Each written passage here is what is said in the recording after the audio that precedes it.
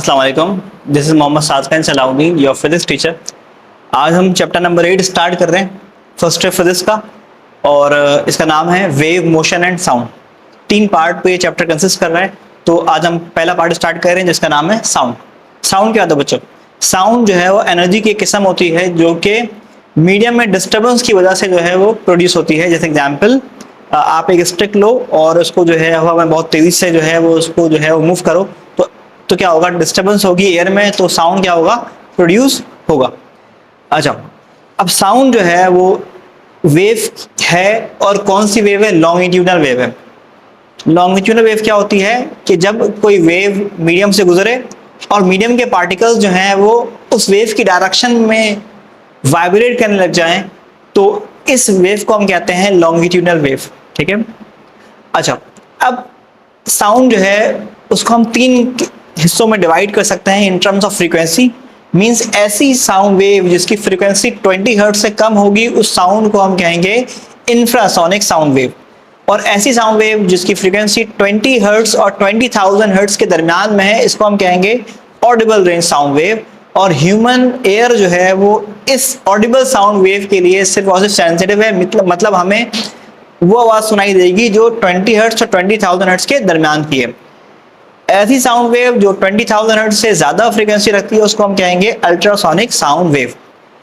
अच्छा, इसके बाद जो है हम साउंड की स्पीड को पढ़ेंगे, और सबसे पहले हिस्ट्री में न्यूटन ने साउंड की स्पीड को डिस्कस किया था, स्टडी किया था, और उसने इसका नाम रखा था Newton formula for the speed of sound. Sound जो होता है वो कॉम्प्रेशनल वेव होता है। लॉन्गिट्यूडनल वेव का नाम कॉम्प्रेशनल वेव भी है। इसका मतलब यह है कि जब साउंड वेव मीडियम से गुजरता है तो मीडियम के मॉलिक्यूल्स कॉम्प्रेस हो जाते हैं, इसीलिए sound wave is a compressional wave या लॉन्गिट्यूडनल वेव। जब साउंड वेव गुजरता है तो वो क्या करता है? कॉम्प्रेस कर देता है मीडियम को, जैसे कि एयर को। ठीक है। तो साउंड की स्पीड डिपेंड करेगी उस मीडियम की इलास्टिक प्रॉपर्टी के ऊपर, और साउंड की स्पीड डिपेंड करेगी उस मीडियम की इनर्शियल प्रॉपर्टी के ऊपर। ठीक है। इलास्टिक प्रॉपर्टी का मतलब होता है कि जब साउंड मीडियम से गुजर रहा है तो मीडियम के पार्टिकल्स कितना कंप्रेस हो रहे हैं, इसको बोलते हैं इलास्टिक प्रॉपर्टी। और मीडियम में कितने ज्यादा मॉलिक्यूल, इसको हम कहते हैं इनर्शियल प्रॉपर्टी। ठीक है। अच्छा, तो साउंड की स्पीड डिपेंड कर रही है मीडियम की 2 प्रॉपर्टी के ऊपर, इलास्टिक प्रॉपर्टी और इनर्शियल प्रॉपर्टी के ऊपर साउंड की स्पीड डिपेंड कर रही है। अब न्यूटन ने जो है ये फॉर्मूला जो है वो डेवलप किया था for the speed of sound. ठीक है। Means v is equal to, मतलब स्पीड ऑफ साउंड बराबर है under root elastic property of the medium divide by inertial property of the medium. और उसने इलास्टिक प्रॉपर्टी के लिए जो क्वांटिटी का इस्तेमाल किया था उसका नाम था बल्क मॉड्यूलस, जिसको इन्होंने b से शो किया है। ठीक है। इनर्शियल प्रॉपर्टी जो है, मैंने आपको कहा इनर्शियल प्रॉपर्टी डिपेंड कर रही है कि कितने ज्यादा मॉलिक्यूल्स उस मीडियम में मौजूद हैं, इसको कहते हैं inertial property. Means density, unit volume में कितना ज्यादा नंबर ऑफ मॉलिक्यूल है, ये डेंसिटी होता है। तो इनर्शियल प्रॉपर्टी के लिए हमने जो टर्म यूज की है, जो क्वांटिटी यूज की है, उसका नाम है डेंसिटी। तो ये फॉर्मूला है speed of sound according to Newton. ठीक है।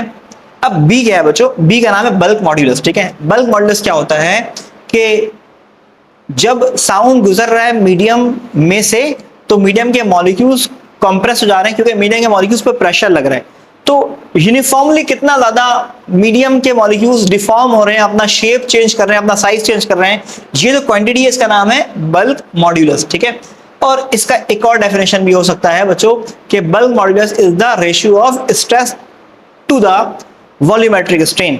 तो स्ट्रेस के लिए डेल्टा पी यूज किया गया है और वॉल्यूमेट्रिक स्ट्रेन के लिए delta V upon V use किया गया है।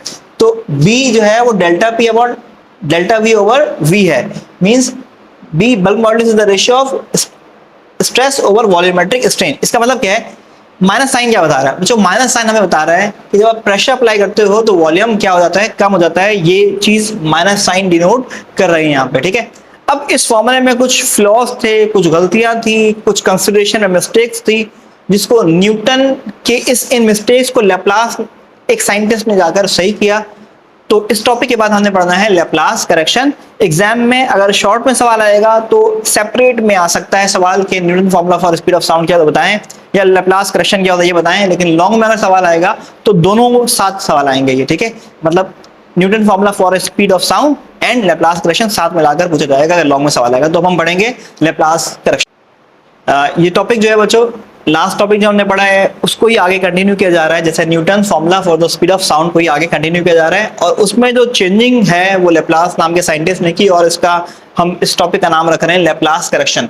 लेप्लास ने जो है वो न्यूटन के आइडिया को ही आगे बढ़ाया कि जब भी साउंड गुजरता है मीडियम से तो मीडियम के मॉलिक्यूल्स को क्या कर देता है, कंप्रेस कर देता है। मतलब साउंड जब गुजर रहा है तो मीडियम के मॉलिक्यूल्स पर प्रेशर लग रहा है और मीडियम के मॉलिक्यूल्स जो है वो सारे करीब करीब हो जा रहे हैं। इसका मतलब है मीडियम का वॉल्यूम क्या हो जा रहा है, कम हो जा रहा है।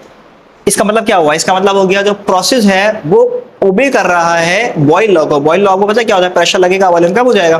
तो ये जो प्रोसेस है जिसमें साउंड गुजर रहा है मीडियम से, ये ओबे कर रहा है बॉयल लॉ को। और आपको पता है बच्चों बॉयल लॉ जो है इसमें टेम्परेचर कांस्टेंट होता है, तो ये प्रोसेस आइसोथर्मल प्रोसेस है। और लेप्लास ने कहा अगर ये आइसोथर्मल प्रोसेस है तो बल्क मॉडुलस की वैल्यू जो है वो प्रेशर के बराबर हो जाएगी। तो न्यूटन का जो फॉर्मूला था उसमें जो बल्क मॉडुलस था इसने क्या किया, लेप्लास ने उसकी जगह प्रेशर लिख दिया, और उसके बिहाइंड पे ये रीजन उसने दिया, किसने, लेप्लास ने। और फिर और आगे मजीद उसने काम किया लेप्लास ने, और क्या बोला, लेप्लास ने कहा कि साउंड की स्पीड जो है वो मीडियम एयर में बहुत ज्यादा होती है, और जो मीडियम एयर है उसमें उस साउंड की एनर्जी को एब्जॉर्ब करने की सलाहियत भी नहीं है। Thermal conductivity of the medium air is too low, बहुत कम है। तो एनर्जी जो है साउंड की वो ट्रांसफर नहीं हो रही है मीडियम में। तो ऐसा प्रोसेस जिसमें एनर्जी ट्रांसफर ना हो इसको हम कहते हैं एडियाबैटिक प्रोसेस। तो उसने कहा साउंड की जो ट्रैवलिंग है मीडियम एयर में वो एक एडियाबैटिक प्रोसेस है। तो उसने क्या किया, इस फॉर्मूले के अंदर एडियाबैटिक नेचर को ऐड कर दिया। और ऐड कैसे किया, जस्ट गैमा जो है यहाँ पर इंट्रोड्यूस कर दिया इक्वेशन में। और गैमा क्या है, gamma is the ratio of molar specific heat capacity at constant pressure to the molar specific heat capacity at constant volume. तो ये रेशियो होता है गैमा, ठीक है। तो ये मीडियम की प्रॉपर्टी है Cp और Cv। तो बच्चों आपको समझ आ गया होगा, ये टॉपिक हमने पढ़ा है स्पीड ऑफ साउंड, ठीक है, जिसमें दो टॉपिक थे, पहला Newton formula for the speed of sound और दूसरा टॉपिक हमारा लेप्लास करेक्शन। तो होप्स आपको समझ आ गया होगा।